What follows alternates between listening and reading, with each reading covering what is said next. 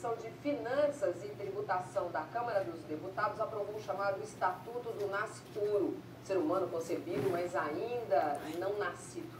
Além de afirmar a proteção à vida, o Estatuto prevê que mulheres estupradas que tenham um filho, cujo estuprador não puder ser localizado para pagar a pensão, o Estado paga. O Estatuto bate de frente com ativistas pró-aborto. A polêmica, claro, está na mesa. E além das 3, 4 saias falarem sobre isso, a gente foi às ruas pegar mais opiniões ainda. Vamos lá? O ser humano já é pessoa desde o primeiro instante que o espermatozoide com o óvulo se encontram, e nós devemos proteger esta vida, não privar esse ser humano de direito à vida desde esse instante até a sua morte natural. Eu sou completamente contra o Estatuto do Nascituro, porque ele passa a dar direitos para um feto e não considera os direitos das mulheres. Esse estatuto eu acho que não é só um retrocesso, mas mostra a força que o setor mais conservador na sociedade tem tido, né? Não é questão religiosa. Se existe ateu contra outro, o que tem a ver com a religião? É um ser humano. O detalhe é, estamos defendendo um ser humano ou não estamos defendendo um ser humano? Essa lei, ela configura todo o machismo que existe dentro da religião.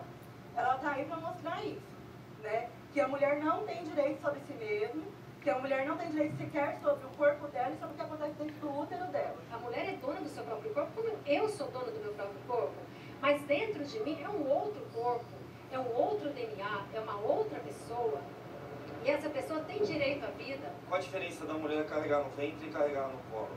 É uma vida. É pensar na mulher enquanto objeto. A gente decide aqui se ela deve continuar sua gestação ou não, a gente decide o que ela deve fazer e não dá a possibilidade para a mulher de poder escolher sobre o seu próprio corpo e ter as suas próprias decisões.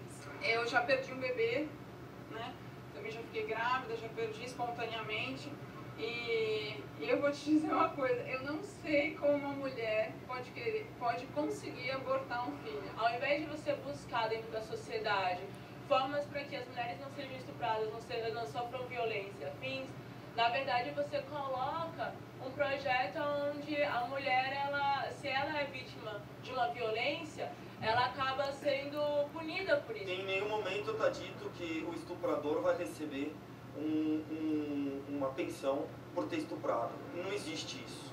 A única possibilidade que esse artigo prevê é que uma mãe que deseja manter o filho, apesar dele ter sido concebido dentro de uma situação de violência, se ela não quer matar o filho, ela vai receber do Estado, que não soube protegê-la, não soube proteger essa mãe, o Estado vai se responsabilizar pagando as necessidades dessa criança ao longo da sua existência, ou ao menos até uma parte dela. Deixa de se levar em conta todo o sofrimento psicológico dessa mulher, todo o trauma que ela passou. Eu sou mãe, eu amo ser mãe, é a coisa mais fantástica da minha vida, mas foi porque eu consegui decidir e eu virei assim, agora é o momento. É seu direito não querer fazer, né? Mas também é direito à saúde, à vida, aquelas mulheres que escolhem por fazer, decidem por fazer, não morrerem, não terem atendimento médico negado. E é isso que a gente vê hoje, né?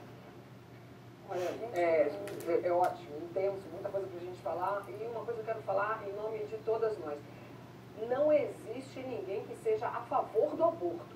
A favor do aborto ninguém é. Eu tenho horror quando o jornalista me liga e fala assim, quero saber se você é a favor ou contra o aborto. Eu sou a favor de eu legislar sobre o meu corpo. É outra parada. Mas a favor do aborto, acho que ninguém é. A gente é a favor da descriminalização do aborto. Fora que milhões de meninas pobres, porque isso atinge mais as meninas pobres, as meninas pobres morrem. Morrem porque fazem esses abortos de formas assim inacreditáveis. É um problema com a gente está falando, como é com... Você até falou das formas que elas fazem aborto. Tem várias. Agulha de crochê, a segunda maior causa da morte no Brasil é septicemia causada por aborto clandestino. Quer dizer, o aborto acontece no Brasil, mas ele acontece para quem tem dinheiro para pagar.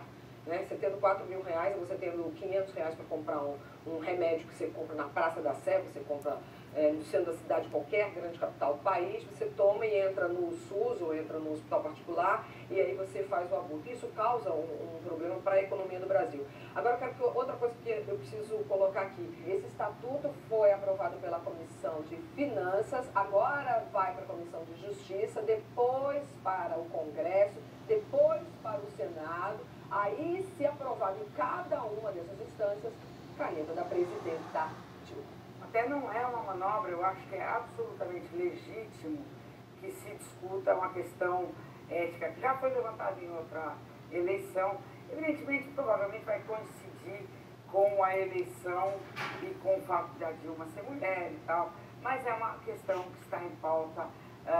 Existem várias mulheres que abortam no Brasil, são o quê? 1 milhão de abortos ilegais no Brasil. E a gente vê, tem uma conversa sobre se o aborto fosse legalizado no Brasil ou não fosse criminalizado, ia aumentar muito a quantidade de abortos. E nenhum país que foi descriminalizado aumentou a quantidade de abortos. Se o SUS não tivesse que receber tanta mulher que faz aborto clandestino, talvez os custos do SUS fossem diminuir. Isso a Comissão de Finanças devia estar estudando e tal. Mas, por outro lado, eu não quero que o Estado brasileiro, que é laico, decida sobre o meu corpo. Eu quero que eu tome essas decisões, eu sou maior de idade, já faz alguns anos, inclusive, e eu quero decidir, ter a independência de eu tomar a decisão. E eu digo a vocês uma coisa muito... vocês podem falar, mas você também... É fácil que você é homossexual, então é muito fácil para você decidir. Eu já estive em posição, porque eu sou uma pessoa que já tive várias experiências na vida. E eu já tive em posição de achar que eu estava grávida. Algumas vezes, inclusive, na minha vida. E essa posição me deixou em pânico, porque eu não estava preparada para ter filhos. Não estava e não me sentia preparada. E eu fiquei absolutamente aterrorizada. E é uma decisão absolutamente fluente. E se eu tivesse grávida, eu provavelmente não saberia o que fazer, porque eu não me sentiria capaz de tirar esse filho. Mas é uma decisão sua. É uma decisão sua, então você tem que tomar uma decisão. O Brasil tem mania dessa coisa, hereditária, desde a década da Santa Catarina hereditária, a gente acha que o Estado tem que cuidar de tudo, que é uma coisa, uma infantilização, né? A gente tem que se responsabilizar. Acho que esse cara aí que ele falou o início da frase dele, aquele careca, o início da frase dele foi errado, porque ele falou, estão achando que vai ter um pagamento de pensão para estuprador. Não é isso não. O estuprador teria que pagar a pensão. Isso para mim é o ponto mais equivocado, mais surreal. Mas eu acho que tem de toda a história, porque você já sofre uma violência que é o estupro. Eu acho que eles não pensaram nas filhas deles, nas mulheres deles, mas eu penso em mim. Eu acho que eu queria entrar numa máquina e tirar cada molécula daquele monstro que invadiu o meu corpo de uma forma brutal. Eu queria tomar pílula do dia seguinte, eu queria tomar vacina de HPV, da AIDS, qualquer coisa, me tirar daquele monstro. Aí você é obrigada a permanecer grávida. Mas eu acho que você não tem uma ligação com essa pessoa, porque ele pode dar um nome. Mas peraí, pensão de um estuprador pela bolsa estupro, porque é assim que a gente vai chamar. Mas Astrid, eu acho que a gente precisa... Deixa eu falar uma coisa, gente. Eu não entendi uma coisa. Eu acho que você não é obrigada a ter esse filho, porque a gente tem o artigo 128 que diz que o aborto não é crime em 2 casos já certos, que é estupro, risco de vida da mãe e estamos em questão o Unicef já foi dizer. A criança sem sério. Mas então, assim, o que eu entendi desse estatuto, embora eu seja completamente contra, não é que você é obrigada a ter o filho, é que se você quiser ter o filho, o Estado vai se responsabilizar por isso, se não localizar o Estado. Não é isso, não acho. Mas aí que entra a perversidade. Porque com esse estatuto, o que acontece? Você seduz essa menina pobre, entendeu? A ter um salário mínimo, a família inteira. Você não vai tirar esse filho, a gente vai ter mais um salário mínimo. E todos vivem abaixo da pobreza. Eu sou completamente contra, só que eu acho que não estava claro isso, não é? Não, é pior por isso, porque essa sedução, que é isso que é o mais perverso. Em março, pela primeira vez, o Conselho Federal de Medicina se pronunciou sendo a favor do aborto até a 12ª semana de gestação. Então, quer dizer, aí agora o que esse estatuto propõe é que se eu falar